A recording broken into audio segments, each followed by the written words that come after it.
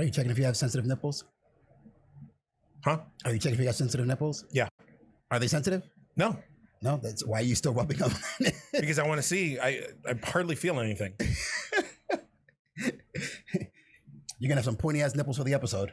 Well, you know, I had my nipple pierced once upon a time. Why'd you take it out? Huh? Why'd you take it out? Because it never healed properly. Oh shit! Like I have my right nipple. I ended up getting it pierced, and for some reason I don't fucking know, but it kept getting snagged on shit. Oh. It kept getting like when I would sleep, I would wake up to like a pool of blood because it would just like turn, and which is weird, but I never woke up. Did you have a loop or just like the bar that goes? I had the bar. The bar that goes through. Yeah. So. And because it never healed properly, it just kept accumulating scar tissue. Oh. So I got this fucking perma-hard double nip here. Like I got it's like an oversized pencil eraser. Wow. I share a lot on You this do show. share a lot I on this. share an awful lot But on they this say show. sharing is caring. Sharing is I care about you guys so much. You get the nipple story. You get the nipple story. And the ass story. And the grooming, taint story. Everything. And the everything else. Yeah. Yeah. Are you starting to rethink us? Like, yeah, maybe man. I should stop sharing so much. Yeah. It was funny too because I was talking to one of our fans, one of our 12 fans, and actually it's a new guy that started watching the podcast, and he goes, "I've learned so much about you." He goes, "I know so much about you now." I was like, yeah. And then he started off with, "How's your taint?" And I'm like, what a conversation opener. So I guess this week it'll be, "How's your nipple?" How's your nipple? Can I see it? Yes, you can. And he will gladly pull up his shirt. All you guys out there, Baby Dick Nation, if you wanna see it, just ask. I have no problems dropping trout. Everybody that's part of the BDN, Baby Dick Nation, holla at your boy. That's it. We got it. Let's start the show.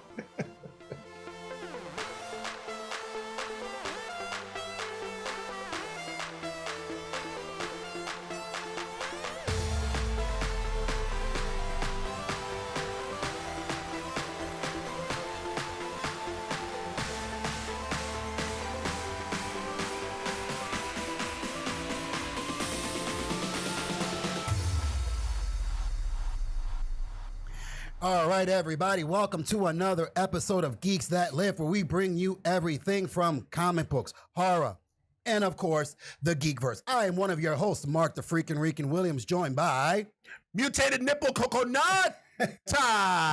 Is this sometimes your name gets long and then shortened? It's just sometimes, you know, sometimes it may be, you know, super mutated nipple burnt asshole coconut, or one day it just might be coco, or one day it just might be nut, or one day it might be KKK. KKK. Yeah. Jake Smith pointing that out. Boom. And how do you spell coconut? There are 3 K's in it. There's a uppercase K, lowercase o, uppercase K, lowercase o, hyphen, then yet another uppercase K, lowercase n, lowercase u, uppercase T, exclamation point, coconut. What's up, guys? How we doing? All righty. I'm excited, which is weird because I normally don't get excited. I don't get excited over this stuff, but it's a wrestling episode. It is a wrestling episode. It's a wrestling episode. So we're going to be reviewing the Elimination Chamber pay-per-view that just happened this past weekend on Sunday, which will be, I don't know, we record on Thursdays, drops on Monday. So a week from yesterday, if you're watching this. On time. Yes. All 16 of you. Listen, I appreciate all the fans that we had. Yeah. All 16 of you. Remember when we just had the one? I remember when we had the one fan. The one chick that just kept... the one person, yeah. And it was trying to give us like advice on what to talk about. And it was always relationship shit. Yes. And I'm like, we're Geeks That Lift. Yeah. Not Cupids That Lift. All right. Go on Tinder. This isn't Romancing the Geek. Romancing the Geek.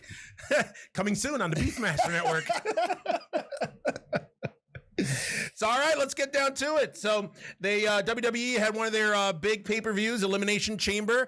You know what? I haven't watched it in a while, but I kind of like the Elimination Chamber get redesigned. It did. They switched it up a bit. I like. I'm kind of indifferent about the pay-per-view. Are you? Some of the matches were a total miss for me.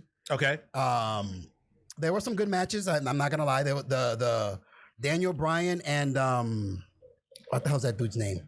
He's the newer guy. Yes, Drew Gulak. That match was ridiculous. Especially when Daniel Bryan almost killed himself. It was a good match. Good match. You talking about like when he got hit and he landed on his neck? Well, when backwards? they went to do the flip, he went to flip over him and somehow got mistimed and he missed the flip and landed on the back of his neck. And knowing the issue he's had, I was like, oh shit, here we go. He's gonna be out again. It's crazy. I'm not gonna lie. I've been doing a little bit of homework on I watched the pay-per-view and then I've watched a couple of the Raws. I have access to the network again. Thanks, Brian. But yeah, I mean it's okay. I mean there's still a lot of stuff during the shows during like the Raws where I'm like, just rolling my eyes like, the fuck, man, still? Yeah. Like I haven't watched this shit religiously for close to a year, if not longer than a year now. I think it's been longer than a year. And it's just nothing's really changed. Nope. There's a couple of new like wrestlers and tag teams and stuff that I'm like, oh, who are these guys? Like the Street Profits. They want the smoke. Damn.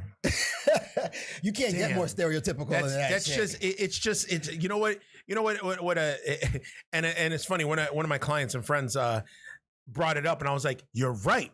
The Street Profits, all they are is a PG version of Crime Time. Oh, 100%. That's it. That's all it is. They're a mixture of Crime Time and what was the one with the guy that looked like a dark-skinned John Cena? Oh, shit. He was on Tough Enough? Yes. He had the fucking... like the fro shit going? Yeah. He was a black John Cena, and then he was a gay guy, too. Yes. Fuck. I forgot his name. It was him and the guy who busted his ass running into the ring at the Saudi Arabia show. Oh, Titus O'Neil. Titus and him were in a tag team. I forgot the name of them. Yeah. But they would come out and they do their little dance and stuff like that. Yeah. And the Street Profits kind of do something like that. Not so much, but they do. Every now and then they do a little dance when they're coming out to the ring. I'm like, really, guys? Yeah. Really? Yeah. Well, I mean, at least they're not like stereotypical. I mean, they kind of are. They come out with the solo cup. And they're supposed to have Hennessy in it. I like their flashy outfits though. You know, it's better than Crime Time. The one dude came out in a fucking bulletproof vest, looking like one pants leg up, looking like 25 cents instead of 50 cents. And then the other guy came out in his fucking white wife beater, and his jeans and his Timbs. They busted in Timbs. That was the most. Oh my god. Yeah. So I mean, I don't know. I'm liking Heavy Machinery. Heavy Machinery. I love that tag team. It's good. Otis is sometimes he gets when they focus too much on him on that character. It's like, oh god, dude, he's like a bumbling idiot. See, I don't know. I just started watching it, so I don't have Otis overload yet. But I like some of the shit that some of his moves and whatever. Like he does like the worm, and the caterpillar. That shit. Yeah, the caterpillar. That's right. I don't know. Overall, I think I like the pay-per-view.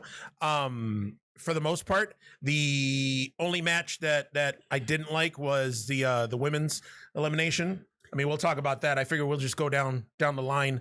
I got all the matches up here on not my handy dandy laptop because I don't own it.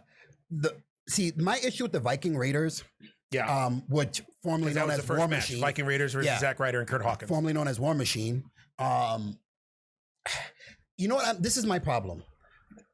They're an awesome tag team. Yeah. For the size that they are, they can fucking move. Yeah. Okay? My problem with them is the typical Vince McMahon issue. What, that he likes just big people? Not that. You get a tag team that's over from another company and you just want them because they're drawing attention. So you want them with you. Yeah. And He's got them, gave them the title, but never really did much with them. Yeah. And now it's like, okay, we're going to put you in a bullshit feud with Seth Rollins and AOP and all this other bullshit, but they're not doing anything with them. Yeah.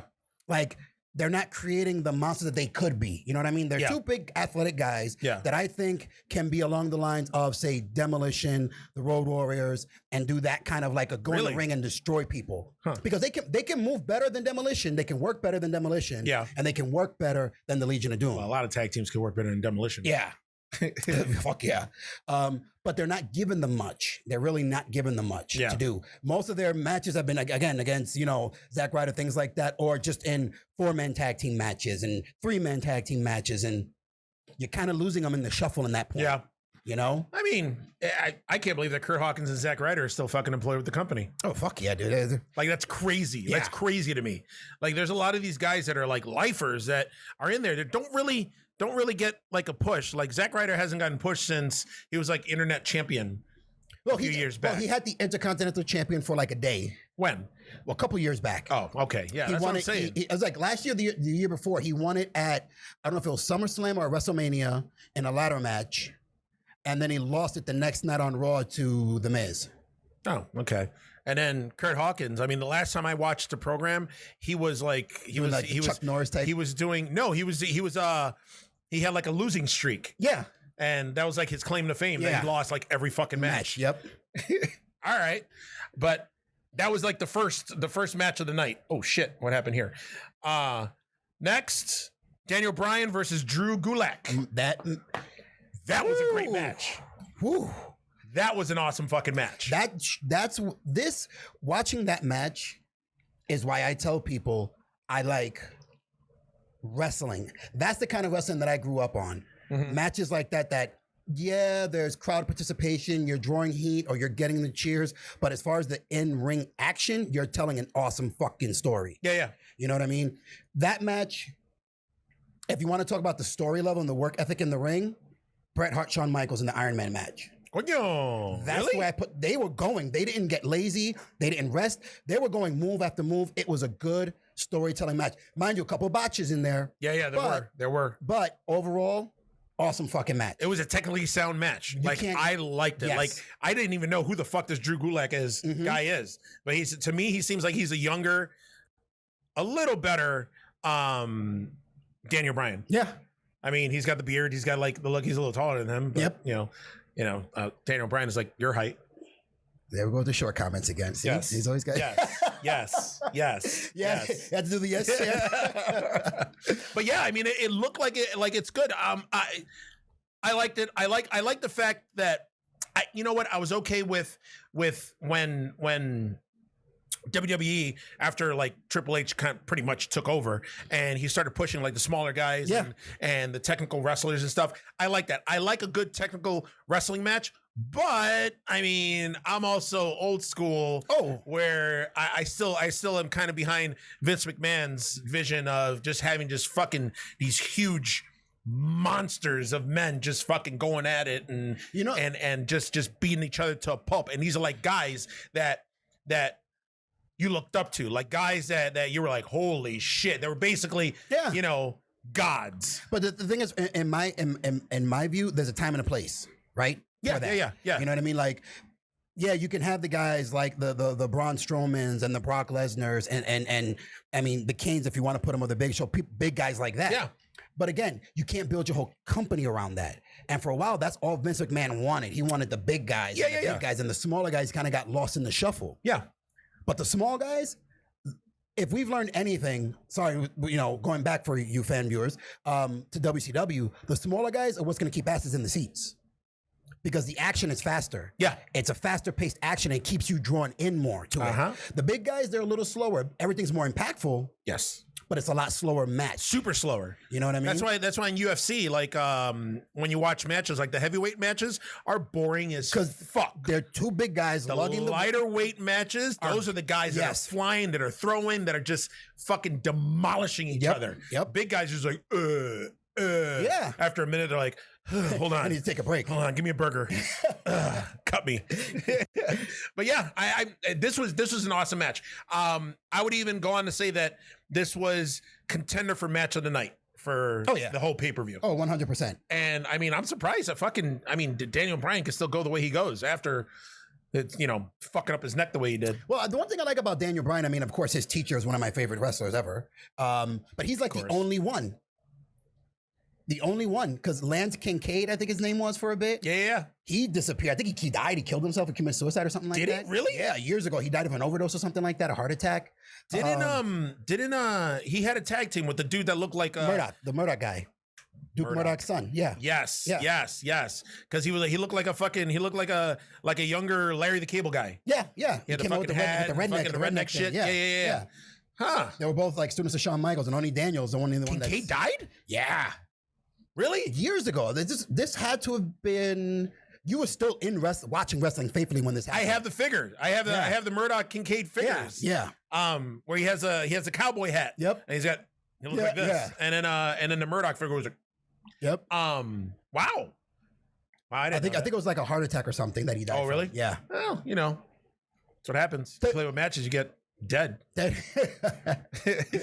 Now the next match, which was actually pretty cool, was Andrade. I'll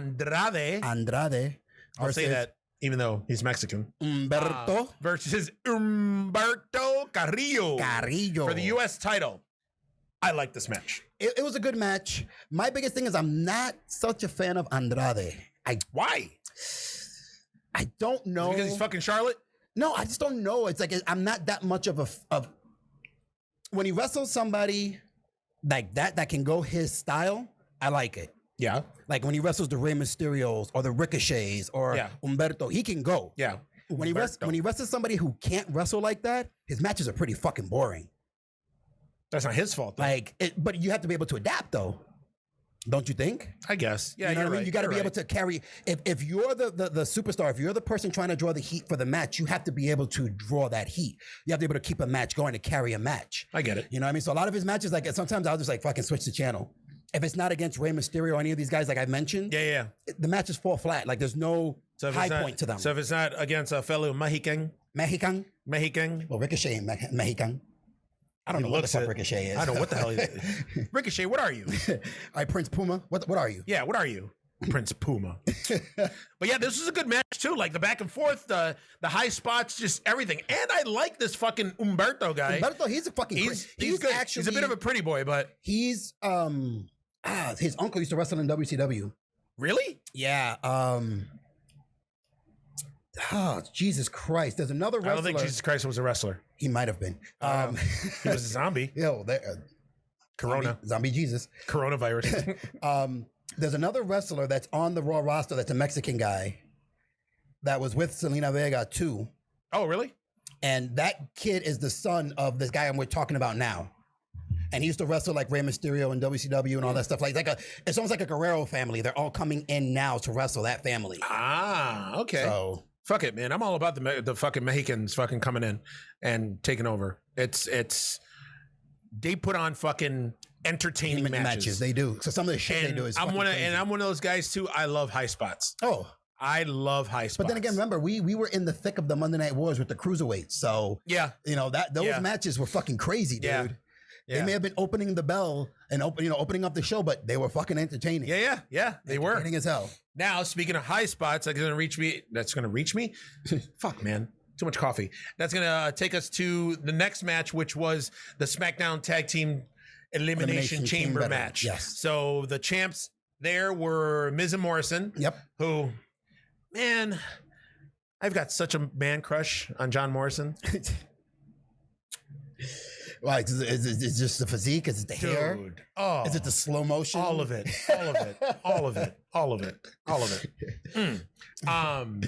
That's, man. I'm very confident in my sexuality. That I could say a man's good looking, and to that level. Yeah, to that level. Yeah, where you smacked your teeth when you didn't. So don't judge me. All right, my nipple's permanently hard. It didn't get hard because of John Morrison. Although my right might. No, this is my left. My right. So my right one is permanently hard. My left one's hard now. But I mean, that's only because I just touched it. But back to what we were talking about. The tag team elimination. So we had the Usos, New Day, Lucha House Party, which I love that name. Yeah. Miz and Morrison, Heavy Machinery, and then your man, Robert Roode and Dolph Ziggler. Yes. this is a good fucking match. It was a good match. I would have liked to see somebody else come out on top, other than the Miz the one thing about this pay-per-view, don't mean to cut you off, but that I noticed is that every match was highly predictable. Yes. You kind of knew who was going to win each match. And with this one, I mean, Miz and Morrison just got the belts. Yeah. So chances were slim that they were going to lose it at the pay-per-view. Yeah, I would have liked to seen, even though they had, I think they had the Raw titles, Robert Roode and Dolph Ziggler get them, only because they're better at drawing heat as a team. Yeah. You know what I mean? Like, the Miz is good at drawing heat on his own.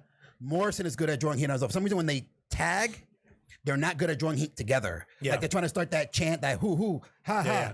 And it's not catching. Nope. It's not catching. Nope. So, but the Miz does his stuff and awesome, and everybody cheers. Yeah. You know, he tells, when my hand goes up, and everybody boos him. Like, he can draw heat like a motherfucker. Morrison can too. Yeah. But for some reason, you put them together and they can't draw heat together. That's all right. Maybe it's because people are liking them together. Probably. I did. It could be nostalgic from back in the day. I saw them. That's it. That's what I'm saying. I saw them together. I was like, ooh, okay. Yeah. Lucha House Party did a lot better than I thought they were going to do. Lucha House Party was flying all over everywhere. And that's what I was going to talk about. High spots. My favorite spot there was two favorite spots that I had from this match. The one was when, I don't know which one is which. They're both wearing fucking masks. But when all the wrestlers were in the ring, all the tag teams were already in there. And the one was fucking climbing the fucking vent, the chamber at the top, and then did this fucking sunset flip and then landed on everybody. Coño! Wow. That was awesome. Even though most of you wrestling fans know that spot was a borrowed spot from TNA in the X Division when AJ Styles did it. There you go. Damn, dude. Got to go in. The X Division, they used to have the shade on the Mexicans. They used to have the ropes above the ring. Yeah, I remember. And AJ Styles. It was the X, and then it wasn't like the belt right in the middle. Right in the middle. Yeah. And it was Christopher Daniels. I think Jerry Lynn was in there. Samoa Joe. There was a couple of wrestlers, and AJ Styles just climbed, literally started going, and then just fucking did a sun flip onto all of them. All right. Well, AJ Styles. But it was still a good spot. It was a good fucking spot. The other spot that I enjoyed was like I said, fucking Heavy Machinery. I don't know why. I like them. I like them a lot. Tucker and Otis. That's who they are.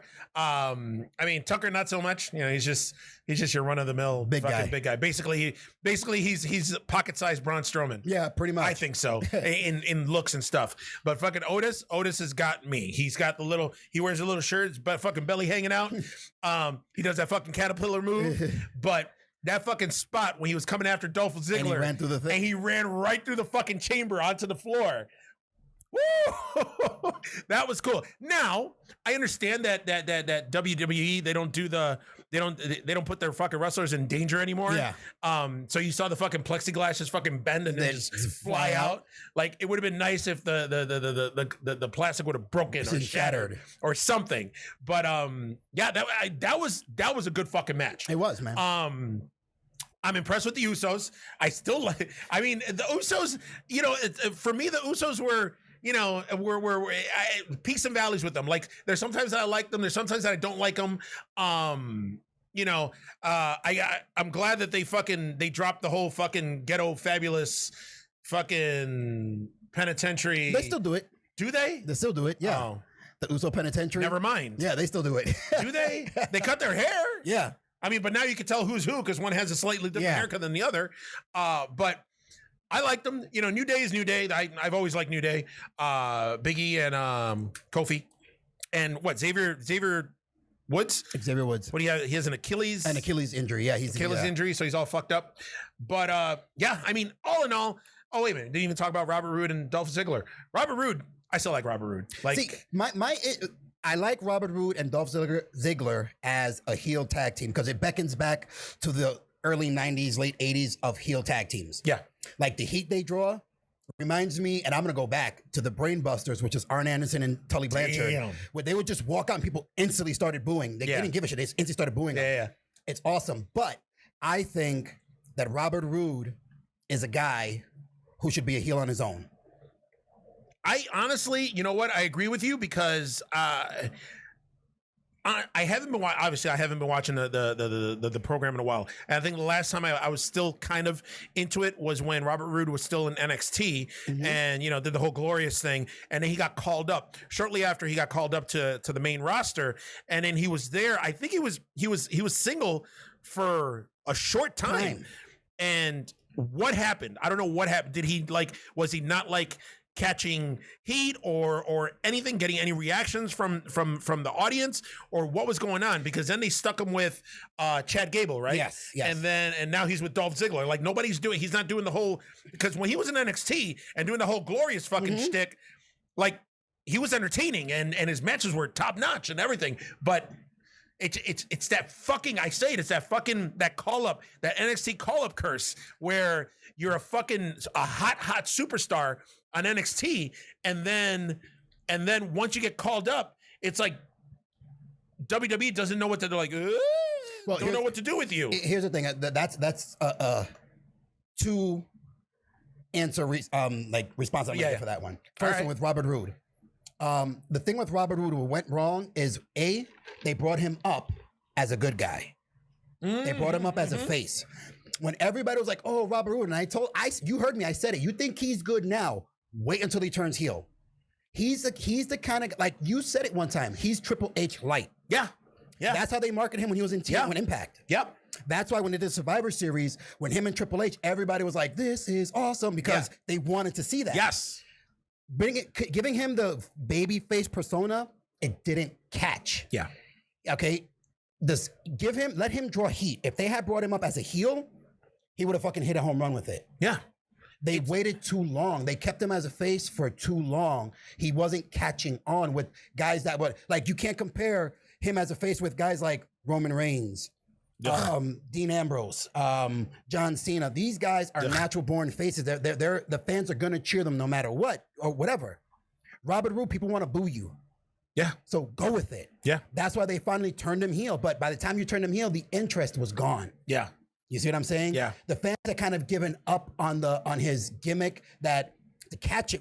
Once when you're hot, you're hot. That's it. If you don't feed into that, you'll lose it. Yeah. Super quick. Yeah. So that's what happened with Roode. As far as the call up goes, the problem that I have when they call up the superstars is that on NXT, they have enough time to tell a story in a match. You guys got 15 minutes, go tell a good story. Yeah. All right. When you come up to WWE, what you used to be able to tell in 15 minutes, you got to tell in 5. Yeah.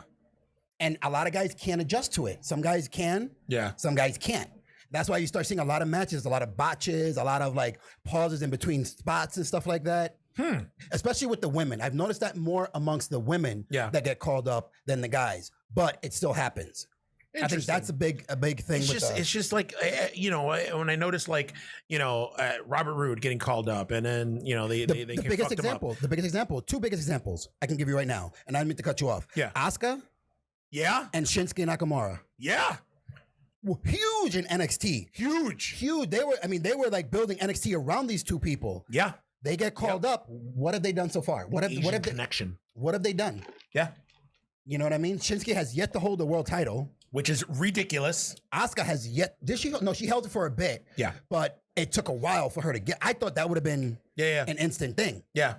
And plus she had that undefeated streak on NXT. And then shortly after she got called up, that's it. It was done. Charlotte beat her. That was stupid. They should have kept that going. Yes.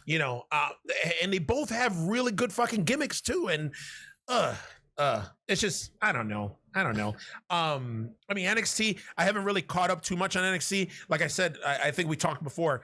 I went to the show in Buffalo that they had here not too long ago, and I was like, all right. It got me like re-excited about it. But I like that they took a couple of people that I know they were going to mishandle if they got called up, like Ciampa.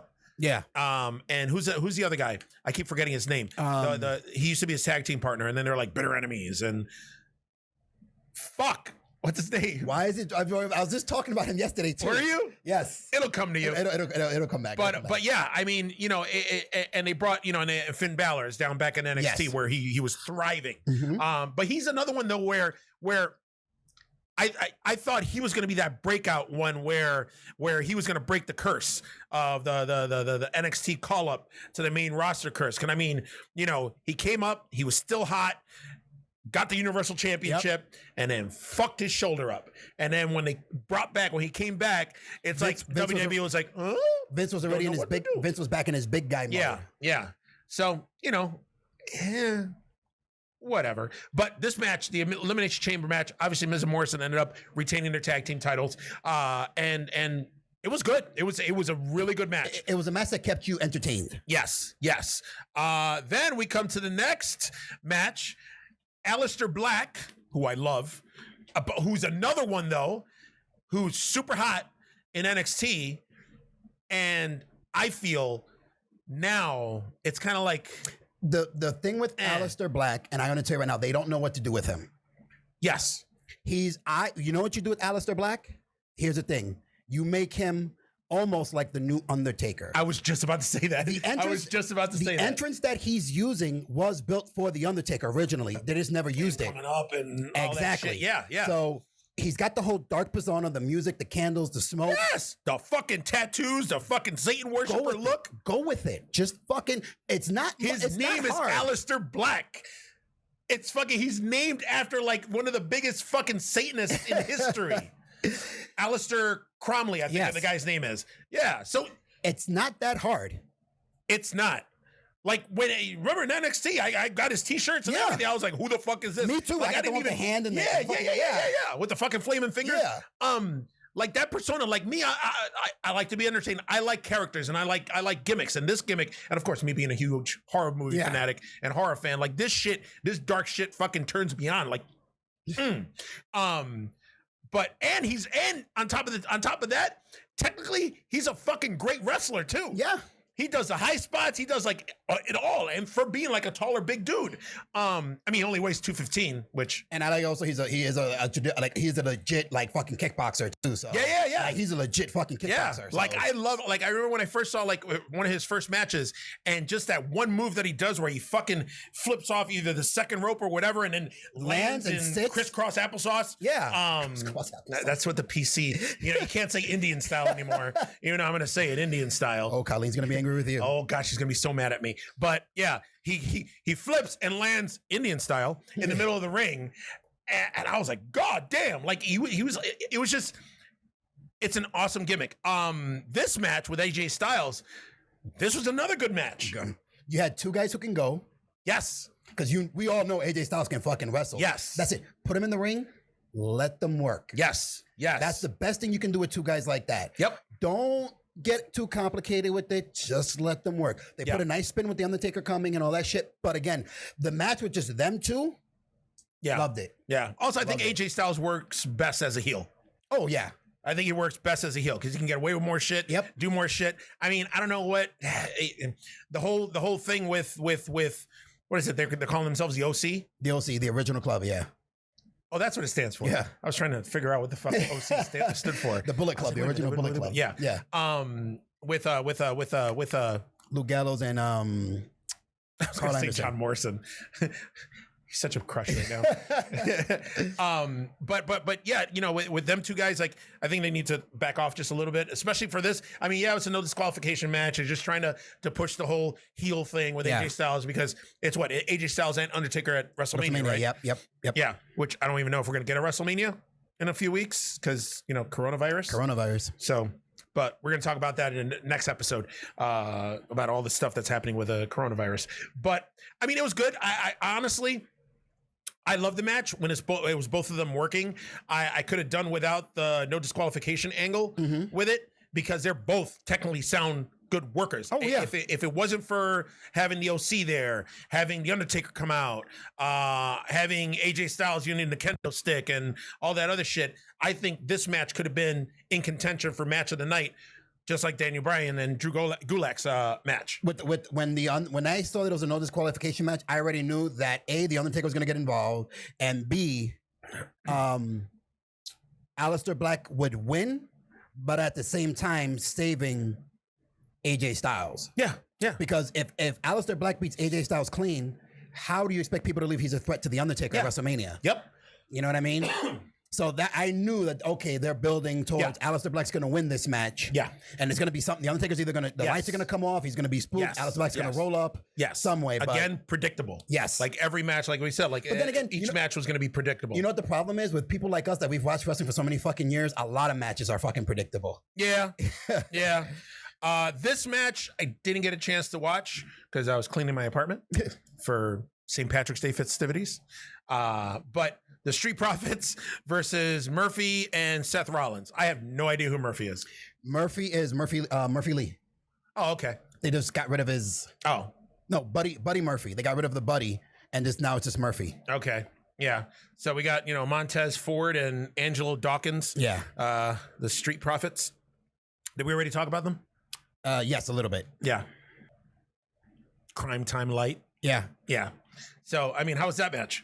It was, for me, boring. Was it? Yeah. No shit. It's, you know why? Because now every Seth Rollins match is a normal, typical match. There's no distinguishing between a single Seth Rollins match and a tag team Seth Rollins match. What's that mean? Is that the action never changes. It's always the same shit. Oh, like so the pace, same spots, the same pace, spots. same everything. Murphy is a guy that needs to be on his own. I will say it again. He's an awesome fucking wrestler. No shit. The spots he does, go back and watch some of his singles matches, especially with Aleister Black. Whew, they had 3 of the best freaking matches. I'm telling you, on Raw. They were awesome. Okay. Awesome matches. Okay. But they, again, you know what it was? Is that he just couldn't get caught on with the fans. He was a good worker, but he couldn't catch on with the fans, so they put him with Seth Rollins. Hopefully they'll be able to draw more heat. I'm pretty sure eventually what's going to happen is Seth Rollins and the AOP are going to probably turn on him or something. He's going to break off from them and probably go face and everything. But he needs to be on his own. He's the guy who can carry the weight on his own. He should be his own wrestler. Now, I saw on there Kevin Owens came out. Yes. Eating popcorn. And some popcorn thing, and he was throwing popcorn in people's faces or whatever. Yes. So Kevin Owens is a face now. He is Kevin Owens is the new Stone Cold. What? He's a good guy, but he hasn't changed his persona at all. Oh, okay. He's still the same shit talker. So he's like anti-hero. Yeah, same. He does the stunner now. That's his finishing move. Get stunner. the fuck out of here. Yeah, that's his finishing move. Jesus Christ. So again, he's the new Stone Cold. Okay. It's good that he's been able to do that. The fans have gotten behind him without him changing his persona because it's still Kevin Owens. Yeah. I love Kevin Owens. Yeah, it started off with the whole Shane McMahon stuff. Mm-hmm. Okay. And then it's just carried on. Now it's pretty much, he's just a full-blown face now. All right. So it looks like what? He came out and okay. The Street Profits ended up winning. Yeah, they retained the titles. Because they're the Raw Tag Team Champions. Yep. All right. Well, then there was one more. Braun Strowman versus Cesaro, Shinsuke Nakamura, and Sami Zayn. Wait a minute. Braun Strowman versus 3 for the IC title? And when they were doing the typical WWE fashion, when they were signing the contract, Braun Strowman said, I don't care. I'm going to sign it because I know anyway I'm going to have to face all 3 of you guys because, they'd interfere. Yeah. Sami Zayn is like, okay, so what you're saying is you'll fight all 3 of us. All right. So all 3 of them signed the contract. So he had to wrestle all 3 of them for the Intercontinental title. Okay. Of course, it was a horrible match. Huh. Horrible okay. match. So yeah, because from what I'm reading here, it looks like it was the worst rated match of the night. It was horrible, dude. Horrible match. Who ended up winning? Sami Zayn.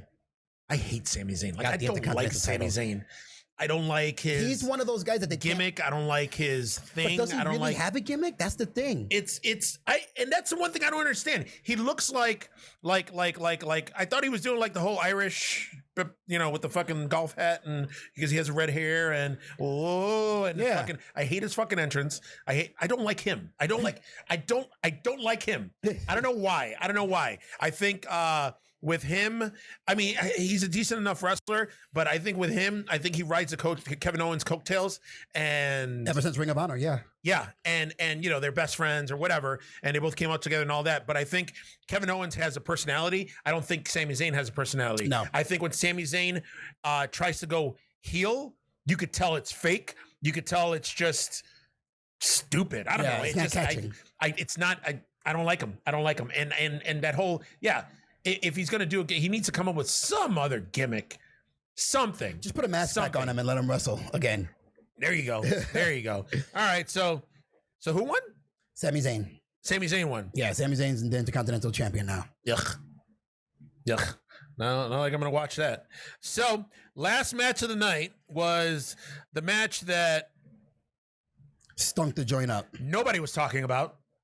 Stunk was the fucking women's joint up. Elimination Chamber match, which was the main event, which again WWE is doing a thing where they're pushing the women, and I'm not gonna lie, I mean when while I was watching spot checking the shows, the female wrestlers are great, like and I'm talking about like when Bailey, Sasha Banks, Charlotte, like all these guys, Paige, all these guys came up. Yeah.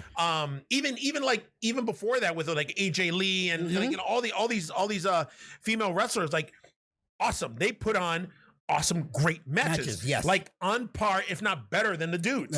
I agree. But now I don't know what's happening, where they're not. I don't know if how do I say it? And like they're not working hard enough now. Hard. Where before they were like, we're gonna fucking show them that we're just as good as the guys, we're better than the guys, whatever. And they were climbing. Now that they're there and they're getting the notoriety and they're getting the spotlight put on them, it's like now they're like, all right.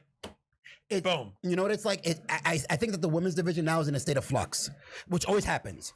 Every time they've created a women division, it gets good and it peaks, but then after a while, it's like, okay, where do we go from here? Yeah. Like they need some top level superstars other than Charlotte, okay, that can stand the test of time with the fans. Yeah. Because the thing with Charlotte, one week can come out as a face and get cheers, and the next fucking week cut a promo and be a heel and draw heat. Yeah. Like that. She can flip the switch. We don't have that with any other woman. We need that. The thing with the women's division is that once they find that, you'll see it'll start picking up. Yeah. But they don't know what to do. So, okay, let's create the tag team division. The Kabuki Warriors have had the titles longest running tag because they haven't defended it.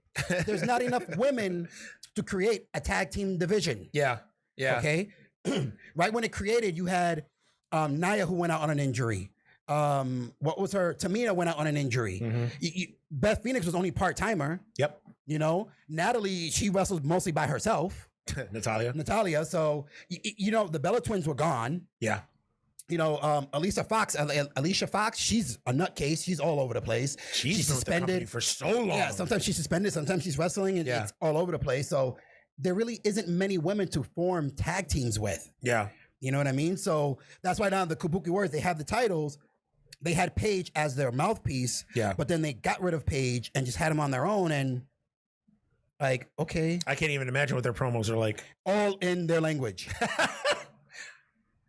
Every now and then you'll get one word or a name, and you're like, okay, they're talking shit about Charlotte. And then easy peasy. For some reason, Asuka loves saying easy peasy. I can't even do a fucking impression without sounding racist. So that's why I haven't even tried. That's why I didn't even try. I'm not even going to try doing a Courtney, we don't want to offend you. Yeah. Sorry, Courtney.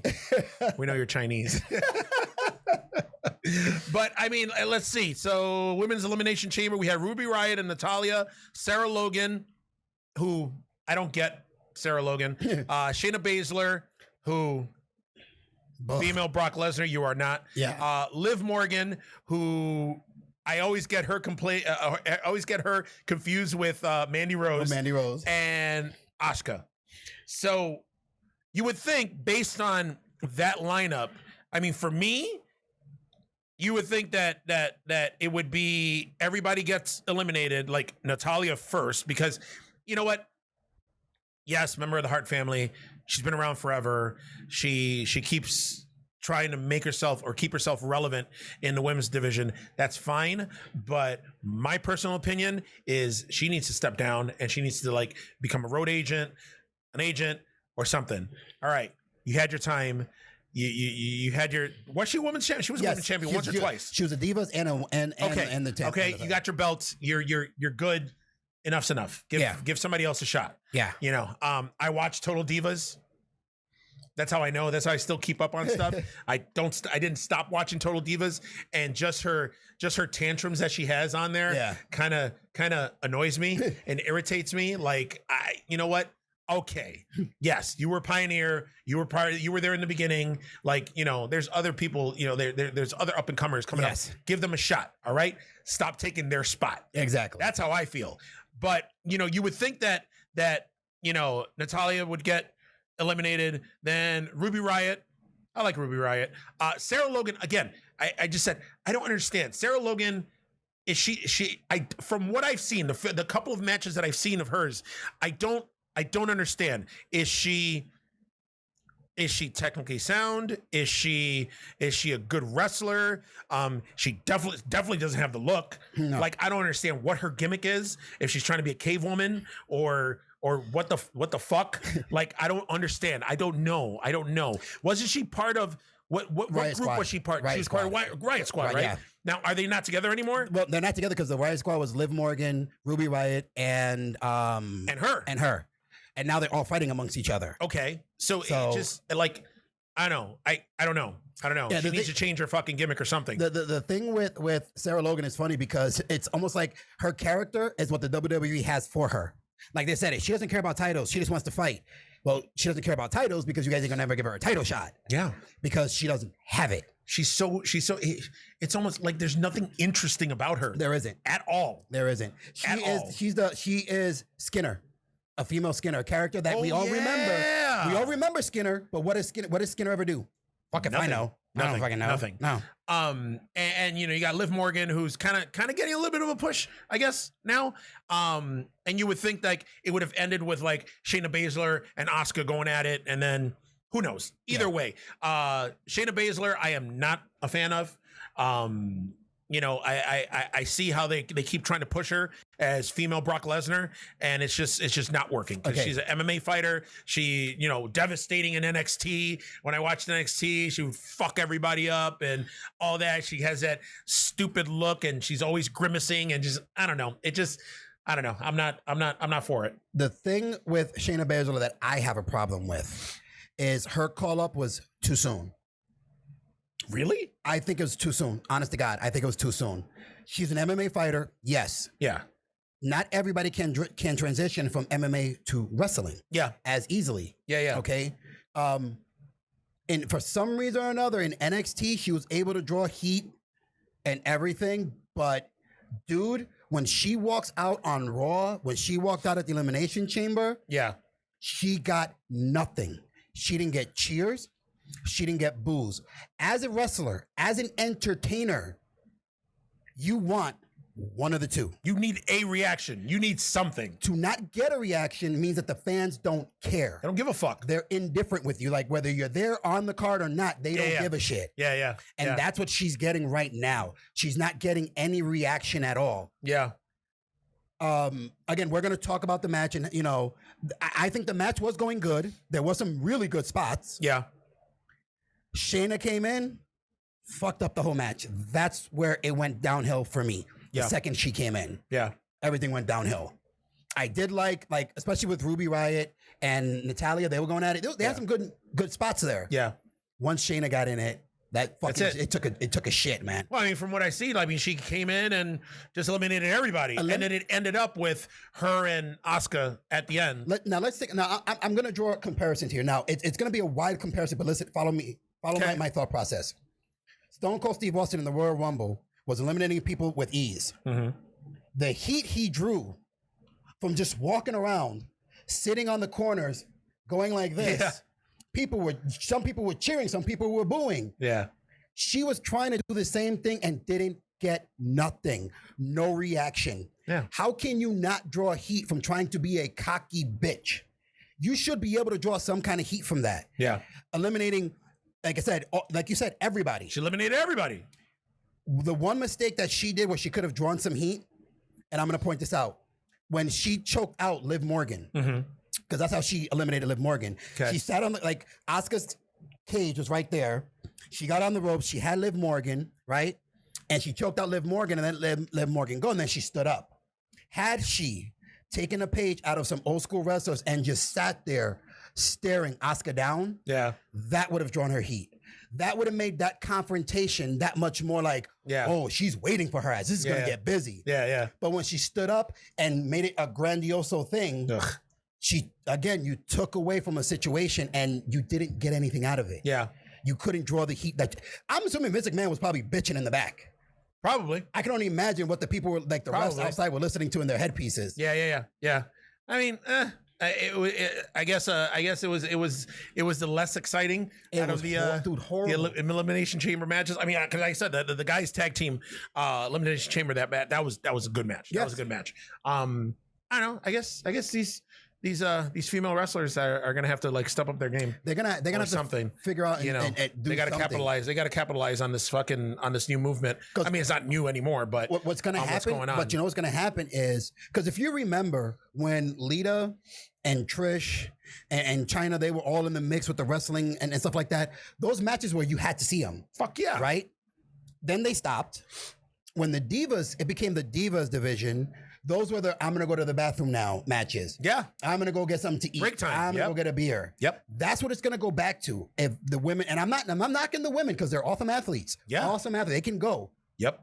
But they need a platform. You gotta light a fire under their asses somehow. Yeah. Because that's where the matches are going to. I watch Raw. A women's match comes on. Because I know it's gonna be unless it's Charlotte. Yeah.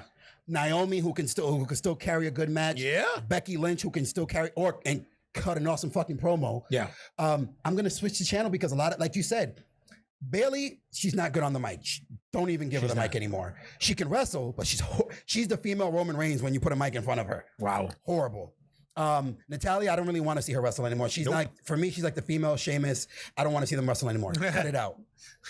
But again, they need to do something to get the women's division back to where it was, say, a year ago or so ago. When there was a buzz and fans were cheering, women wrestle, fans were cheering it. Yeah. They're not cheering it anymore. They even had their own pay-per-view. Yes. I mean, come on. I mean, they've kind of given you the platform. So I don't know what more you want. Yeah. Women have have main evented a Raw, a SmackDown, and a WrestleMania. Yeah. What more do you want? They're giving you guys the opportunity, but you can't fall complacent like a lot of other superstars did where we're just happy to be here. No, you got to step it up. Yeah. Because your division can fall apart just like that. Yeah. Yeah. Agreed. Well, that's it, man. So overall, what do you grade the pay-per-view? Overall, I'm going to give it a B-. Okay. And a B-. I'm going to give it a B- because of the major one of the major titles on the card failed to deliver for me, which was the tag team. Okay. And the women's. Which tag team? The Raw tag team. The Raw tag team? Yeah, the Raw tag team match. All right. Because that didn't deliver, and the females elimination, but it was fucking fell flat. So I mean, most of what I watched for it being the first pay-per-view back to watching the product, I'll give it a B. Like I was expecting. We're close. You know why? I was expecting the worst. Honestly, I was expecting the worst. My expectations were down here. So yeah, I'll give it a B. From what I saw, I was impressed with most of it. So yeah, there was 1 or 2 spots and matches where I was like, all right. Yeah, it was like, all right, but you know what? The good far outweighed the bad. Yeah. Guys, what'd you think? Let us know on geeksthatlift@gmail.com, or you can reach up to us reach up and grab his nuts on this. Look how fast. Not too tight. Not too tight. I got neat nuts. You can follow us on the social medias, on Instagram, on Facebook, or on Twitter. We're constantly updating it. We're constantly doing stuff on there. Give us ideas, show ideas, anything you want us to talk about. Let us know, because like I said, you know, we do these things. It's one episode, random subject, another episode news. So let us know. Also, obviously, you're checking us out on the YouTube, on the Beefmaster Network channel. We have Geeks That Lift, we have Temporary Terror Trio, and we have Table Smack. And like I said before, we also have a couple other shows that are in development right now as we speak.